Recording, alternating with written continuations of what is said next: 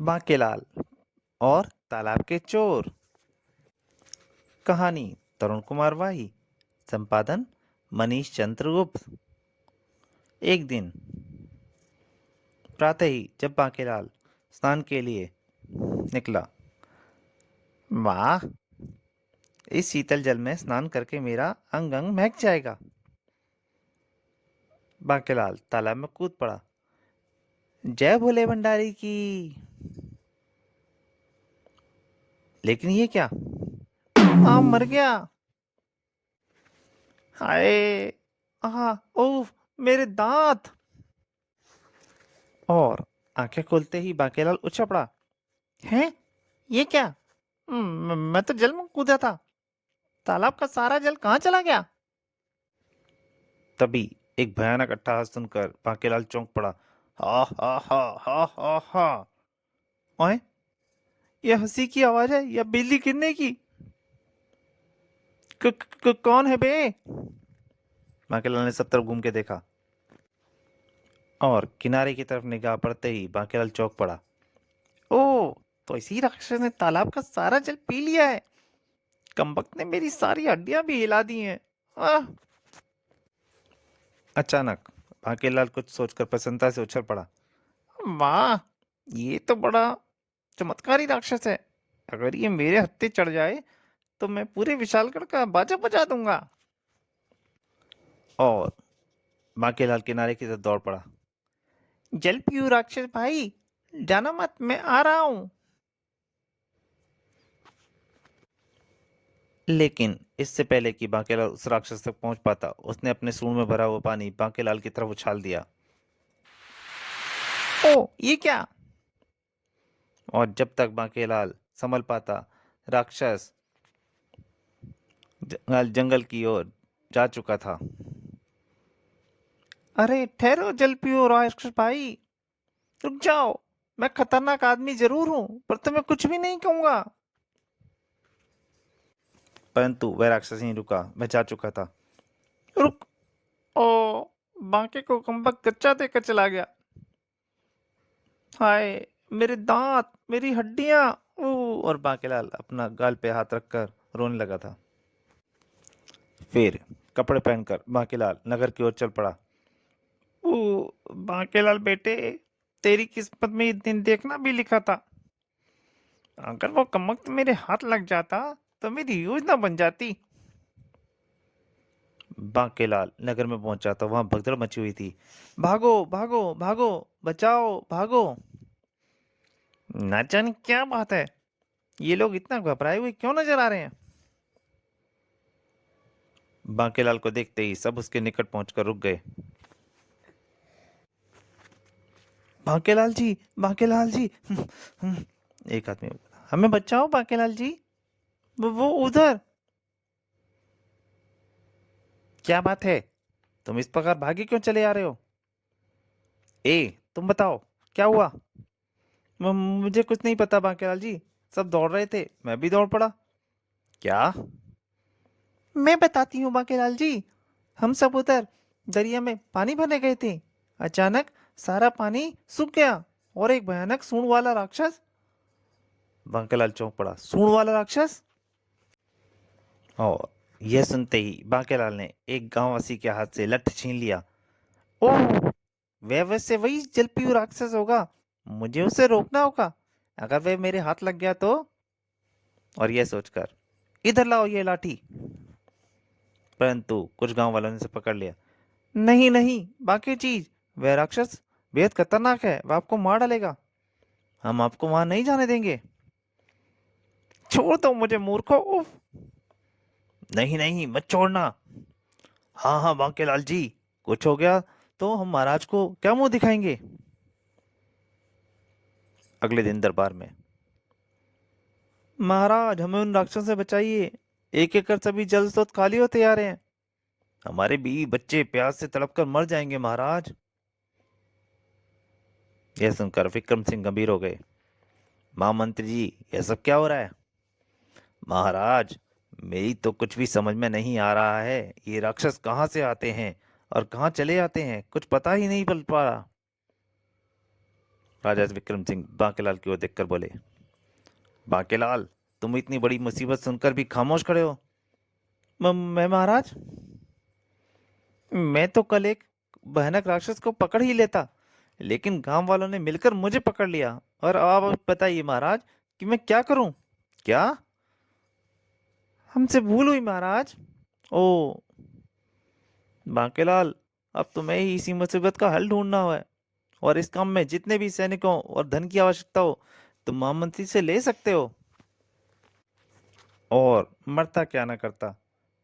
ठीक है महाराज, अगर विशालगढ़ पर कोई मुसीबत आए तो भला यह बांकेलाल कैसे बर्दाश्त करेगा। मैं उन राक्षसों का पता लगाऊंगा महाराज। सब बांके जय जयकार करने। वाह, बोलो बांकेलाल की जय।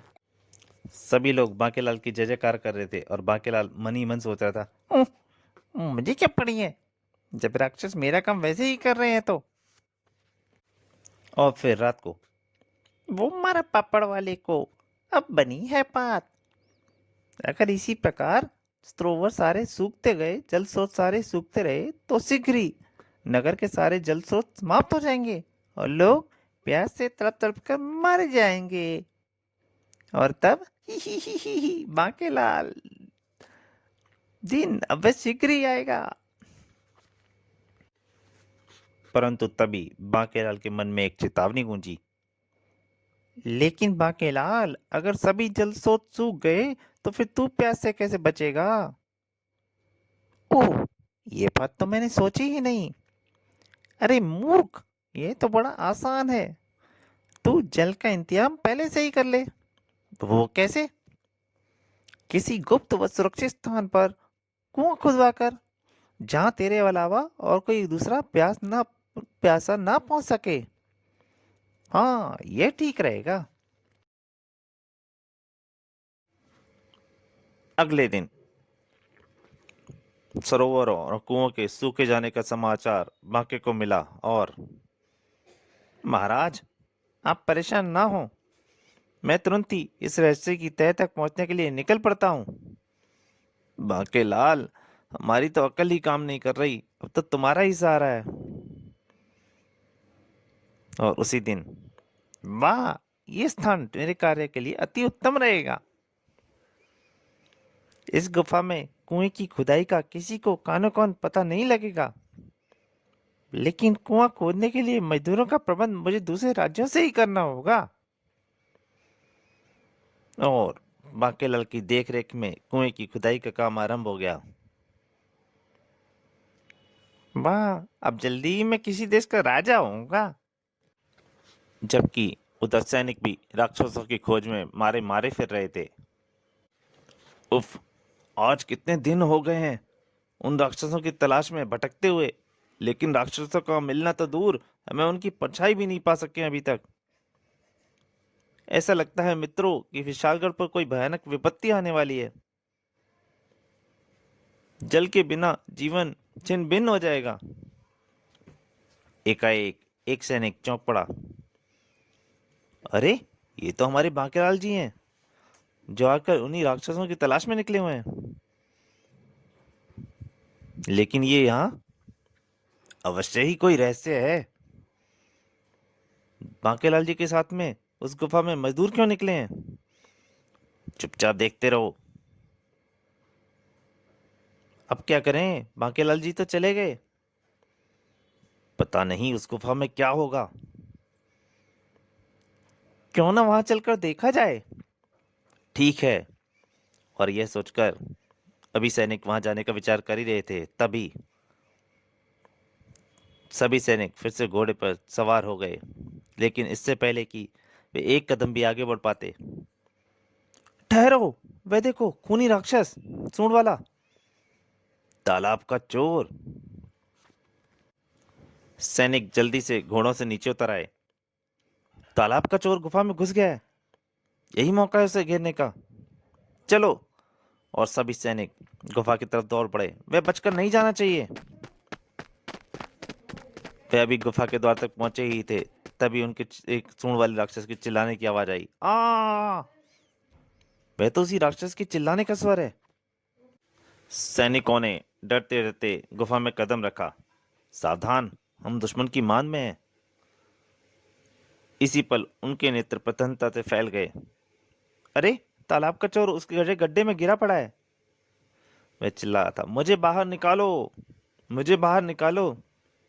परंतु खत्म कर दो इस शैतान को। तीर वाले व तलवारें उस राक्षस पर बरस पड़ी। हाँ, बचाओ बचाओ।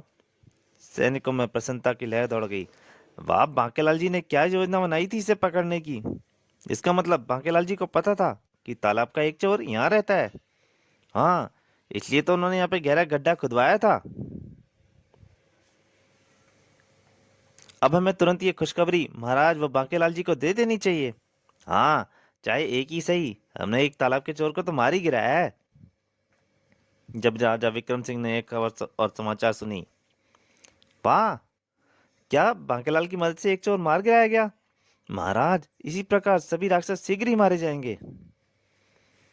इधर बांकेलाल भी राजा विक्रम सिंह से महल में पहुंच चुका था। कुआं खुदवाने में बहुत खर्चा हो रहा है, महाराज से बहाना बनाकर कुछ धन और प्राप्त कर लूं। परंतु जैसे ही उसने कदम रखा, बांकेलाल, विक्रम सिंह खुशी से चिल्ला उठे। आओ आओ मेरे दुलारे बांकेलाल, मुझे पूरी उम्मीद थी कि तुम्हारे रहते विशालगढ़ पर कोई विपत्ति आ ही नहीं सकती। क्योंकि किंतु महाराज, हुआ क्या है। ना जाने ये मुच्छड़ राजा गज भर की मुस्कान लिए मेरी तरफ क्यों बढ़ रहा है। विक्रम सिंह ने उसे सूंड वाले राक्षस के बारे में पूरी कहानी सुना दी। क्या? ओ, तो मेरे कुएं में कमबख्त सूंड वाला राक्षस गिर पड़ा। उफ। हाँ बांकीलाल, बस इसी तरह एक एक करके सारे सूंड राक्षसों को तुम्हें समाप्त करना है, अन्यथा विशालगढ़ में घोर जल संकट उत्पन्न हो जाएगा। तभी बांकीलाल रोष भरे स्वर में बोल उठा, मगर महाराज, मेरी योजना उसे मारने की नहीं थी, सिर्फ कैद करने की थी, ताकि कई दिन तक गड्ढे में भूखा प्यासा रखने के बाद उससे बाकी तालाब के चोरों का पता पूछ सकूं। लेकिन इन सैनिकों ने उसे मारकर मेरी योजना पर पानी फेर दिया। क्या? हमें क्षमा कर दीजिए महाराज, हमें बांकीलाल जी की योजना का पता नहीं था। हूँ, अगर आज के बाद फिर ऐसी भूल हुई तो हम तुम्हें 100 करोड़ का दंड देंगे। अब जाओ यहाँ से। और बांकीलाल मन ही मन खुश हो गया। बेचारे, इनाम की आशा लिए अब तक खड़े थे। ही, अब अवश्य, अब आया न मजा बाकी की योजना की टांग तोड़ने का। और बेचारे सैनिक, पुरस्कार के स्थान पर धुतकार। काश हम बांकीलाल जी की योजना को समझ पाते। महाराज, अब नए सिरे से योजना बनानी होगी और उसके लिए अब और अधिक धन की आवश्यकता होगी। हाँ हाँ, क्यों नहीं। महामंत्री जी, बांकीलाल जी को जितने धन के चाहिए उन्हें दे दो। जो आ गया महाराज। उधर नगर से बहुत दूर सूंड राक्षसों की बस्ती में, क्या महाकपाल मारा गया? जी हाँ महाराज, और सुनने में आया है कि उसे मारने में बांकेलाल का हाथ है, जो बुद्धि में विशालगढ़ का सबसे कीमती हीरा समझा जाता है। तबाही देवता का प्रकोप आरंभ हो गया है। अगर देवता का पवित्र हाथ जल्दी ही न मिला तो हम सब एक एक करके मारे जाएंगे। जी महाराज। हटकपाल। हटकपाल को देखकर सूंदकपाल चौंक पड़ा। कुछ ही देर में हटकपाल ने राजा के पास पहुंचकर सारी कहानी सुनाई। तुम्हें पूरा यकीन है कि देवता का हार किसी सरोवर में ही गिरा है? हाँ महाराज, मैंने उस पक्षी रूपी जादूगरनी तुम्बा का लगातार पीछा किया था और हार चोंच में दबाकर जो उड़ गई थी। हा हा हा हा, इस तिलस्मी हार की बदौलत मैं बेहद शक्तिशाली बन जाऊंगी और फिर सूंड राक्षसों पर विजय पाऊंगी। मुझे इस राक्षसी को मार गिराना है। फिर अब जैसे ही वह इस पत्थर के निकट से गुजरेगी, फिर जैसे ही जादूगरनी मेरे पास से गुजरी, मैंने उसके पांव पकड़ लिए। हा हा हा हा, अब तू मेरे हाथों से नहीं बच सकती दुष्टा। ओ धोखा। अगले ही क्षण जादूगरनी मुझे भी ले उड़ी थी। ओह, ये ऐसे मेरा पीछा नहीं छोड़ेगा, मुझे कुछ करना होगा। यह सोचते ही उसने उड़ते हुए मेरी आंखों पर अपनी जादुई शक्ति का प्रहार किया। आ दुष्टा, तूने मुझे अंधा कर दिया। विशालगढ़ के ऊपर से उड़कर जाती जादूगरनी की दृष्टि एक सरोवर पर पड़ी। इस सरोवर में हार को डाल देती हूँ, फिर इस सूंड वाले राक्षस से पीछे छुड़ाकर सरोवर से हाल निकाल लेूंगी। आखिर जादूगरनी तुम्बा को नीचे उतरना पड़ा। नीचे उतरते ही वह अपने असली रूप में आ गई। अब तू नहीं बचेगी, तूने मुझे अंधा किया है और देवता का पवित्र हार चोरी किया है। लेकिन तुम्हें देवता का व्यवहार कभी नहीं मिलेगा, क्योंकि मैंने उसे एक सरोवर में गिरा दिया है। तो दोस्तों, बांकेलाल और तालाब के चोर का पहला भाग यहीं तक। ये कौन थे सूंड वाले राक्षस और वो जादूगरनी, उसने क्यों हाथ चुराया था और उस हार का रहस्य क्या था। अब आप सब जान गए हैं कि सूंड वाले राक्षस तालाबों का पानी क्यों पी रहे हैं। परंतु क्या बांकेलाल इस सब समस्या का निजात पा पाएगा? यह सब जानने के लिए आपको पढ़ना पड़ेगा बांकेलाल और तालाब के चोर का दूसरा अंतिम भाग। तब तक के लिए नमस्कार।